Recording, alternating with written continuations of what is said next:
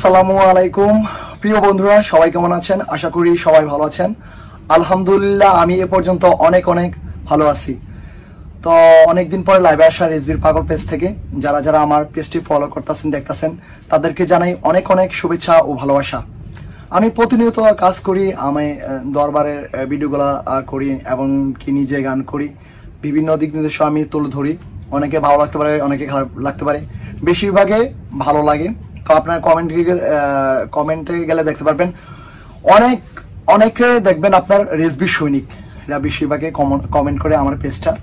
আর ধানের সাথে চিরাত থাকবে, তাই বল কি থেমে থাকবে মানুষ না। আর মানুষের কথায় কয়লা কোনোদিন স্বর্ণ হয় না।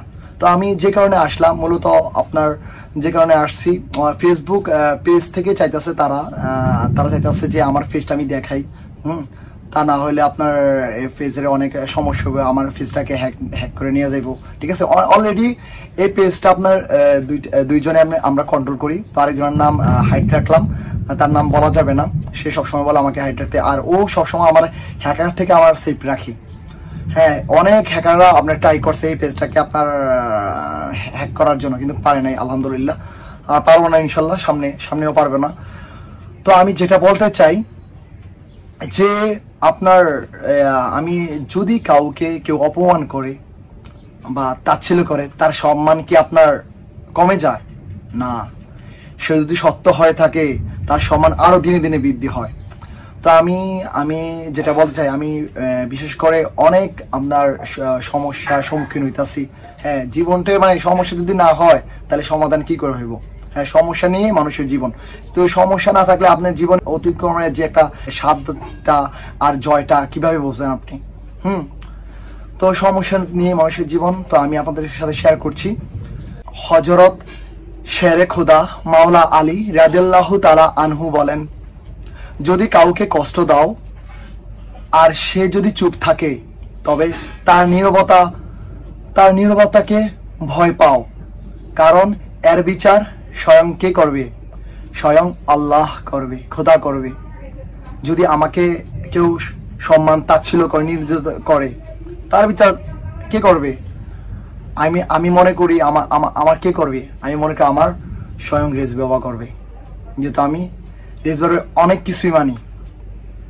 তো আপনাদের দোয়া এই পর্যন্ত আসি অলরেডি। আপনারা দোয়া করবেন আমি যাতে আরো ভালো ইসলামের পথে আমি চলতে পারি, সুন্দর করে হ্যাঁ থাকতে পারি, মান সম্মান ইজ্জত নিয়ে। তো অনেক অনেক অনেক অনেক কি বলবো, মানুষ যখন ভালো কিছু করতে চায় তখন মানুষের হিংসা হয়, না চাইলে কি শত্রু জন্মায়। হ্যাঁ, শত্রু জন্মায়। কেউ তাচ্ছিল্য করলে তার সম্মান আরো দিনে দিনে বাড়ে। আর যারা করছে তারা আমি বিচার আমার দয়াল রেজবি বাবার কাছে দিয়ে দিছি। হ্যাঁ, দিয়ে দিছি। কি কারণ আসল বিষয়। আর মানুষের মানে করেটা কেন একটা প্রশ্ন থাকবে না, আসলে ভাই করেটা কেন? যখন আপনার থেকে একটু বেশি বুঝবেন বা বেশি জানবেন, তখন আপনার পিছ লাগিয়ে যান, আরে তারা কিভাবে নামাইতে হইব। এটা বাংলাদেশে আপনার নিয়ম। আপনি কেউ যদি কেউ উপরে উঠতে যায়, ধাপে ধাপে সিঁড়ি হইয়া, কিভাবে তারা সিঁড়িটা থেকে টাইম না আপনার নামাইবো, এটাই। তা আমি ওইসব লোকদের আমি বলতাছি, আল্লাহ আপনাদের হেদায়েত দান করো। আর কেউ আপনি যদি আপনার মানুষজত কারো নষ্ট করার চেষ্টা করেন, তা আপনারও আল্লাহ কিভাবে মানুষজত করা, কিভাবে আপনার নামাইবো, হ্যাঁ, মানুষজত তাচ্ছিল্য করবো, এটা আল্লাহ ভালো জানে।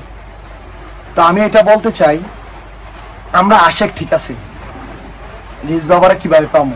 হ্যাঁ, অনেকে প্রশ্ন থাকে, ভাই রিজ বাবা কিভাবে? যদি এক আশেক আরেক আশেক না ভালোবাসতে পারেন, তাহলে আপনার কিসের রেজবি করেন? তো আপনি যে ইমান আমল আপনি সারাক্ষণ জিকির থাকেন, আল্লাহু আল্লাহু ইয়া মুশকিল কুশা রেজবি বাবা, লা ইলাহা ইল্লাল্লাহ ইয়া রাসূলুল্লাহ, সব কিছু কসু কথা বৃথা। কেননা আপনার আশেক তো ভালোবাসতে পারলেন না, আবার আপনি কিভাবে আপনার আশেক নিয়ে সমালোচনা করেন, গীবত করেন, তাকে বিপদে ফেলেন। তাই আমি এটা বলতে চাই, সকল আশেকদের উদ্দেশ্যে এটা বলতে চাই, আপনারা যদি এমন কিছুটা করেন, তো আপনারা রেজবি হইতে পারেন, কামের হইবেন না, মানে আকামের কুকামের হবেন। যা কিছু আমল অর্জন করছেন, 10 বছর 20 বছর, কেউ 30 বছর লাগে অর্জন করছেন, 40 বছর লাগে অর্জন, সবকিছু আপনার বৃথা কচু পাতা হয়ে যাবে। তো আমি আরো বলতে চাই, তো আমরা যে রেজবি বাবার মানি, কতটুকু মানি? কতটুকু মানি, কতটুকু তার অনুসরণ করি। কেউ খেতেছে সুদ, কেউ খেতেছে টাকা। হ্যাঁ, নামাজ পড়তেছে, আপনার নামাজ পড়তেছে 5 ওয়াক্ত, কিন্তু মিস হতে 100টা।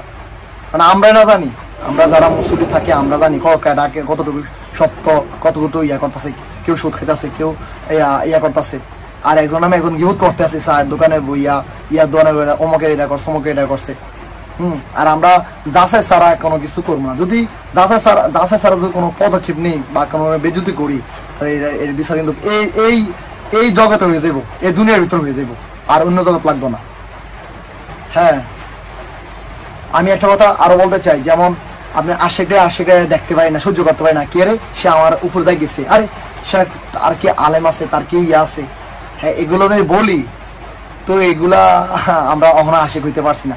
দেন আমি একটা কথা বলতে চাই, আমি একদিন সিরাজ বাবারে বলছি, বাবা অনেকে আমার অনেক কথা বলে, তো আমি কি করবো বাবা, এখন তো আমার তো অনেকে বলে তুমি কি আলেম, তুমি কি বড় আলেম, তুমি কেন ইয়া করো।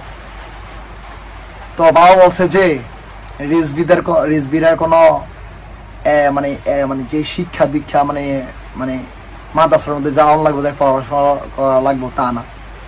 রিজবি বাবা যারা ভক্তি করে, বিশেষ করে তারা এমনি অটোমেটিকলি আলেম হয়ে যায়, বড় আলেমে হয়ে যায়।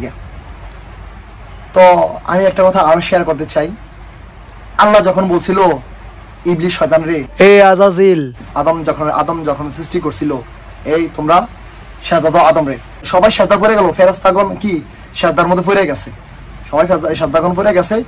একজনে ইবলিস কি করছে, বলছে না আমি হইছি আগুনের তৈরি, আর আদম হয়েছে সামান্য মাটির তৈরি। আদম এখন সৃষ্টি করে, এখন আমি সাজদা দেবো না, আমি দেবো না। এবার আল্লাহ কি বললো, আমি সংকেতে বলতেছি, এটা কিন্তু অনেক বড়, করলে অনেক বলে।